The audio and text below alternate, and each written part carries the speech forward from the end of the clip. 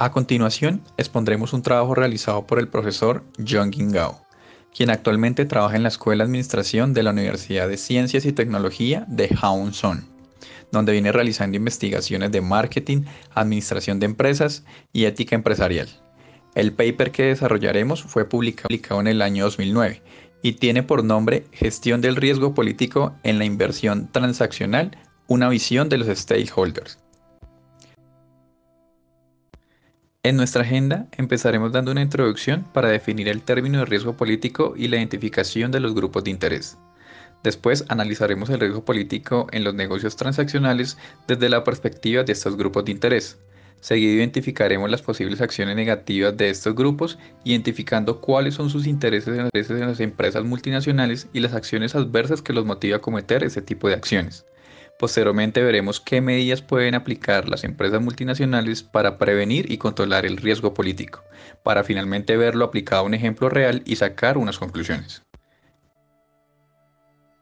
En la actualidad, el mundo es dominado por grandes compañías multinacionales conocidas como MNS, por sus siglas en inglés, Global Multinational Enterprises. Estas compañías tienen filiales en todo el mundo y son los típicos agentes globalizadores que aplican estrategias de operación global para maximizar su beneficio. Ejemplos de estas compañías son grandes marcas consumidas mundialmente como Coca-Cola, McDonald's, Reebok, Nike, etc. Estas grandes compañías enfrentan diferentes riesgos dependiendo del país de la operación. Las acciones de las personas u organizaciones del país anfitrión pueden amenazar la operación o la supervivencia. Para definir el riesgo político citaremos a Ruth Robock, que lo define como aquellos cambios difíciles de anticipar que tienen el potencial de afectar en gran medida las ganancias y los objetivos particulares de una compañía. Así, el riesgo político para una compañía multinacional hace referencia a las diferentes acciones negativas que los diferentes actores sociales pueden ejercer y afectar su funcionamiento, entendiendo como actores sociales no solo al gobierno y sus acciones de soberanía, también actores políticos que pueden desencadenar cambios en la situación del país, líderes comunales, ambientales, grupos armados fuera de la ley, empleados, consumidores, proveedores, etc. La manera como la empresa se relaciona con estos diferentes actores determina su capacidad de reaccionar y diseñar estrategias y acciones ante las posibles situaciones adversas que se puedan generar. En la actualidad, el mundo se puede definir como potencial stakeholder de una compañía a cualquier persona, grupo, entidad o cosa que es afectada por las actividades, prácticas, objetivos y políticas de una organización. Esto incluye animales y objetos inanimados. Desde una visión corporativa existen 8 categorías de grupos de interés: el gobierno, los grupos políticos, los inversionistas, proveedores, clientes, empleados, sociedades de comercio y comunidades. De acuerdo a las expectativas que tengan estos grupos versus las acciones que implementen la compañía, estos pueden desarrollar acciones adversas en contra de las multinacionales que desencadenen riesgos políticos. Ejemplos son los sindicatos. Es decir, la organización se relaciona con una gran variedad de agentes con intereses particulares. Sin embargo, la mayoría de veces enfoca su atención en los que considera potencialmente importantes, basándose en transacciones de intercambio, dependencias de poder y reclamos de legitimidad. Por lo anterior, surge la necesidad de evaluar e identificar los grupos de interés y sus relaciones con la compañía, para así priorizar y elaborar la estrategia a implementar buscando maximizar los beneficios de la compañía, pero cuidando sus relaciones a nivel público y privado. Se puede definir como potencial. Ahora veremos los intereses de los stakeholders de las empresas multinacionales. En muchos casos, el riesgo político es específico de la industria o a la empresa, y lo primero que se nos viene a la mente es pensar en el Estado, que al disponer de mecanismos de control y verificación soportado en el marco regulatorio fija las reglas de juego. Pero adicionalmente a esta variable que es bien importante, las empresas multinacionales tienen demás grupos de interés que pueden representar un riesgo para su actividad económica y su permanencia en el país anfitrión. Pues también tendríamos como grupos de interés, primero, a los empleados locales y sus intereses están en el cumplimiento de las normas laborales y su bienestar laboral. Segundo, las ONGs, que estarán pendientes de la conservación de los recursos naturales, la conservación del patrimonio cultural y el bienestar ciudadano. Tercero, sería la competencia, que velará por la igualdad de condiciones y jalonará para mantener el equilibrio.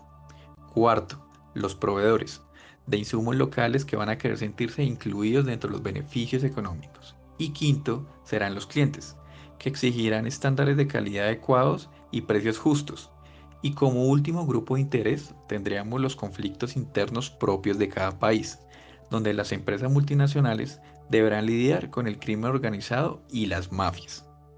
Sin embargo, los intereses de diferentes grupos de interés también pueden entrar en conflicto entre sí en algunos casos. Por ejemplo, para el caso de los clientes que desean de las empresas multinacionales productos de calidad a precio más económicos que los ofrecidos por las empresas locales, estos últimos pueden estar insatisfechos, ya que se está desafiando su interés o incluso se ve amenazado su permanencia. Como consecuencia, actores insatisfechos o interesados en que los intereses han sido pasados por alto pueden invocar acciones adversas contra las empresas multinacionales y por lo tanto dar lugar a riesgo político. Las acciones adversas sobre las empresas multinacionales se dan de dos maneras. De forma directa, donde los interesados tomen acciones en contra de las empresas multinacionales directamente, ejemplo, el gobierno anfitrión formula nuevas regulaciones sobre las empresas multinacionales o el sindicato organiza una huelga contra la empresa multinacional. O de forma indirecta, donde las empresas interesadas no gubernamentales pueden tomar acciones contra las empresas multinacionales.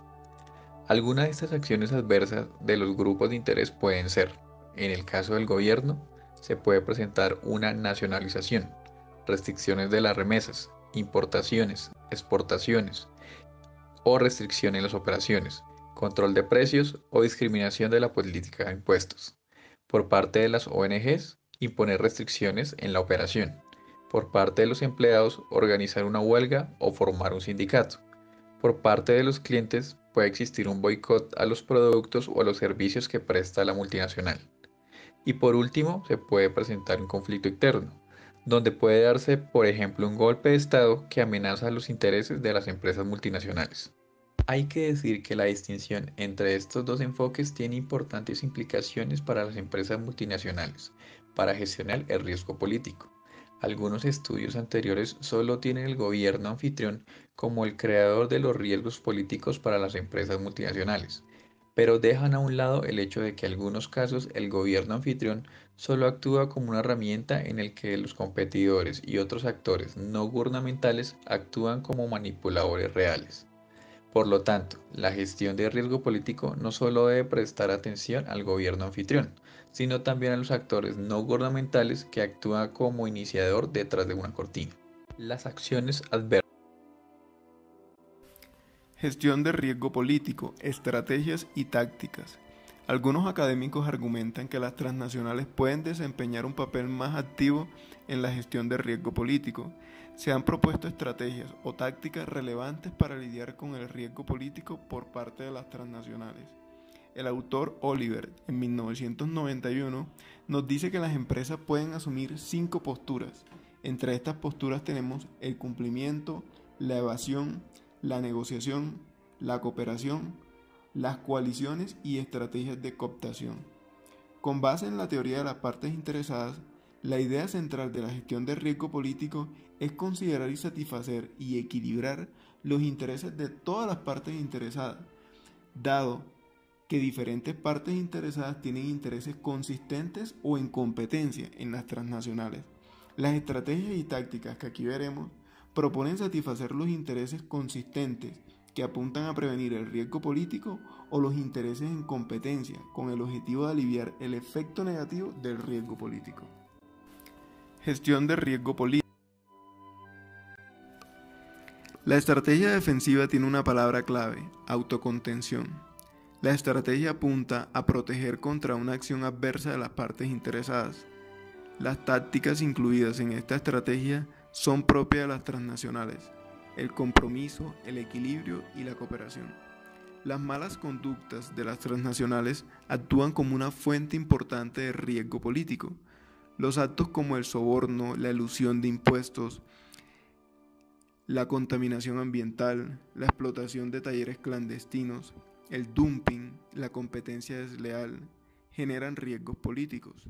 Como consecuencia, la autocontención de la conducta actúa como una herramienta importante para evitar que las transnacionales corran riesgos políticos. El gobierno anfitrión es el actor visible de riesgo político, pero otras partes interesadas pueden actuar como manipuladores detrás del telón. Por lo tanto, las transnacionales deben tratar de satisfacer el interés del gobierno anfitrión, así como los intereses de otras partes interesadas. La estrategia de control tiene como objetivo aliviar el efecto negativo después de que se haya producido un riesgo político. En esta estrategia están incluidas 4 tácticas. La primera es dar prioridad a grupos de interés poderosos. La segunda, construir coaliciones. La tercera, uso de mediadores. Y la cuarta, recurrir a fuerzas externas. Ahora explicaremos cada una de las 4 tácticas. La primera, dar prioridad a grupos de interés poderosos. Las transnacionales pueden aliviar los efectos negativos de los conflictos dando prioridad al interés de las partes interesadas más poderosas. Por lo tanto, dar un tratamiento diferencial a las diferentes partes interesadas debería ser un factor importante para controlar el riesgo político. 2. Construcción de coaliciones. Un ejemplo de construcción de coaliciones es que las transnacionales negocien con el gobierno anfitrión. 3. Uso de mediadores. A menudo se necesita un mediador cuando la relación bilateral entre una transnacional y su parte interesada se encuentra bajo tensión. De hecho, la mediación es la táctica más utilizada al resolver disputas en negocios internacionales. 4. Recurriendo a fuerzas externas. Las principales fuerzas externas son los socios comerciales en el país anfitrión y el gobierno local. Dado que la gestión de las partes interesadas generan beneficio para alguna de las partes y pérdida para otras, las transnacionales pueden recurrir a las partes interesadas satisfechas para tratar con las insatisfechas.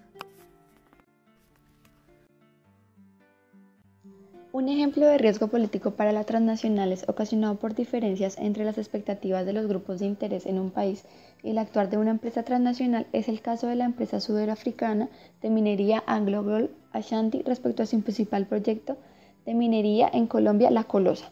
El proyecto de La Colosa consistía en la explotación de oro en el departamento del Tolima, del mejor descubrimiento de reservas en el mundo de este mineral en los últimos 10 años.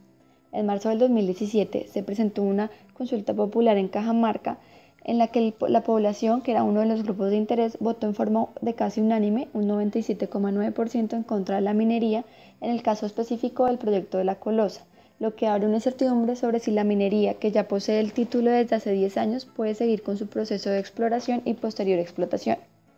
El mecanismo de consulta popular no era de uso común en los municipios de Colombia, motivo por el cual la empresa transnacional no consideró que el uso de este pudiese afectar de manera directa su actividad. La situación presentada encaja perfectamente con la definición de riesgo político planteada por Roboc, siendo un traspié de difícil anticipación que perturba el ambiente de negocios y puede afectar negativamente los objetivos de la empresa. Por otro lado, esta situación se ajusta a la descripción de Howell. Esta decisión es una respuesta a una problemática social y ambiental en los pueblos en los que se ha desarrollado la minería, sin que los pobladores perciban los beneficios y a través de una decisión política se afecta el clima de negocios. Utilizando los resultados de esta consulta se pretende tomar una decisión con consecuencias retroactivas, poniendo el riesgo de los recursos de los inversionistas de esta empresa transnacional y abriendo la posibilidad a que las exigencias que se realicen por parte del gobierno aumenten, disminuyendo las ganancias esperadas por la transnacional. En este ejemplo podemos ver que hay diferentes grupos de interés. Se encuentra el gobierno nacional colombiano, el gobierno local, la población local y los grupos ilegales. Los intereses de los stakeholders deben mantenerse balanceados. Cuando estos intereses no se encuentran balanceados, algún stakeholder o grupo de interés puede representar un riesgo para la empresa. En este caso, el gobierno nacional, representado por el Ministerio de Minas y Energía, contempla como parte de sus objetivos estratégicos asegurar la ejecución de proyectos mineros energéticos para generar los recursos que necesita el país y fortalecer la institucionalidad para tener un sector minero organizado y legítimo. Es claro que estos objetivos se alinean con los que estaban planteando la empresa transnacional en el proyecto La Colosa, considerando que representan importantes regalías, que son recursos que percibe el Estado por la explotación de recursos naturales no renovables, de tal manera que representen un beneficio para todos los colombianos, direccionando una parte de estos recursos hacia las regiones que presentan los mayores índices de necesidades básicas insatisfechas, con el deliberado propósito de disminuir los profundos desequilibrios regionales. El gobierno local, por otro lado, debe velar por los intereses de las comunidades. Las malas prácticas de administración pública y los vacíos en la legislación ambiental en el país llevan a materializar este riesgo político para la empresa transnacional. Sin embargo, considero desde un comienzo que los riesgos potenciales que pueden representar los grupos de interés no tienen el mismo alcance. Esto depende de la legitimidad y el poder que tengan, y es necesario que las empresas evalúen las características en cada uno de los grupos de interés para poder preparar posibles negociaciones, estrategias y condiciones que todas las partes acepten desde el inicio, siendo en este caso el gobierno nacional quien tiene el mayor poder de decisión. Considerando los motivos de la consulta, es claro que el riesgo político para la empresa transnacional se fundamenta en la debilidad de la institucionalidad en el país, y como producto de esto, el actor de interés que materializó el riesgo de la operación fue la población de la zona. Factores sociales representados en este caso, como la pobreza, como un sesgo geográfico marcado con ausencia del Estado, que históricamente se ha concentrado en un núcleo de departamentos centrales mucho más prósperos, impidiendo que pobladores reconozcan los beneficios de un proyecto de esta envergadura en esta zona del país. La presencia de grupos ilegales es otro de los grupos de interés que ha influido en este megaproyecto. Implican un riesgo político adicional, como atentados afectando la compañía y maquinaria que utilizaban. Sin embargo, la legitimidad de estos grupos es inexistente, y más allá que la protección y aseguramiento de los bienes, no se puede considerar ningún tipo de mediación, negociación o acercamiento a estos. En este ejemplo, como podemos ver, hay diferentes grupos de interés y la empresa transnacional no pudo satisfacer todas las expectativas o necesidades que tenían los grupos de interés, ocasionando lo que se representa como un riesgo político para la empresa transnacional. Después de analizar el caso de la empresa transnacional africana en el caso de minería colombiana con los diferentes grupos de interés, podemos ver en esta diapositiva las definiciones de riesgo político que presentan estos autores. Después de analizar el caso de la empresa transnacional africana en el caso de minería colombiana con los diferentes grupos de... Entonces, como conclusiones tenemos que, en comparación con el riesgo político general, como puede ser la guerra o la agitación política, algunos riesgos políticos pueden ser específicos de la industria o de la empresa, debido a la intervención del Estado o las acciones adversas de otros actores no gubernamentales, como ya lo estuvimos viendo. Las empresas multinacionales deben aspirar a forjar buenas relaciones a largo plazo con todos los interesados y evitar acciones adversas en contra de ellos, al considerar y equilibrar todos los intereses. Sin embargo, en algunos casos, es importante tener claro que no es posible cumplir con todos los reclamos de las partes interesadas, debido a que éstas compiten entre sí. Entonces, las empresas multinacionales deben tomar estrategias de control para aliviar el efecto negativo de tales riesgos políticos. Entonces, como